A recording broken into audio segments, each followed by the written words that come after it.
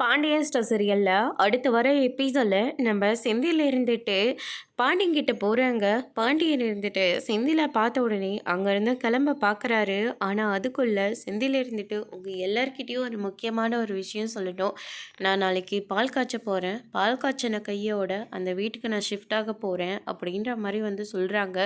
இதை கேட்டோன்னே வீட்டில் இருக்கிற மொத்த பேரும் வந்து ஷாக் ஆகுறாங்க.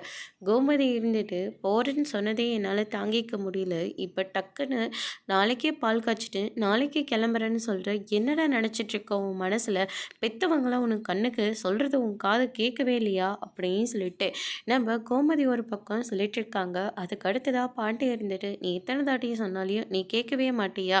அவனாச்சும் அவன் பொண்டாட்டியாச்சு எப்படி உன்னை போயிட்டு போகிறாங்க போகிறேன்னு முடிவு எடுத்துட்டாங்களா? போனால் போகட்டும்.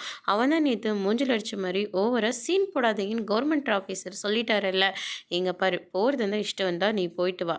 வீட்டில் இருக்கிறவன் யாரையும் நீ கம்பல் பண்ணது போகாதுன்னு அவங்களையும் நீ சொல்லாத சரியா அப்படின்னு சொல்லிட்டு பாண்டியன் வந்து அங்கேருந்து கிளம்பிடுறாங்க. அதுக்கு அடுத்து தான் நம்ம சரவணன் இருந்துட்டு டே செந்தில் என்னடா நீ இப்படி இருக்க, ஏன்டா போய் ஆகணும்னு சொல்லி இவ்வளோ பிடிவாதமாக இருக்க? அண்ணா ப்ளீஸ்ண்ணே நான் கொஞ்சம் ஃப்ரீயாக இருக்கும்னு நினைக்கிறேன், என்னை யாரையும் கம்பல் பண்ணாதீங்க, ஏன் இஷ்டமாக நான் முடிவு எடுத்தே ஆகணும் அப்படின்னு சொல்லிட்டு நம்ம செந்தில் வந்து சொல்லிட்டு போயிடுறாங்க. கண்டிப்பாக நீங்கள் நாளைக்கு எல்லாருமே வரணும் அப்படின்ற மாதிரி சொல்கிறாங்க.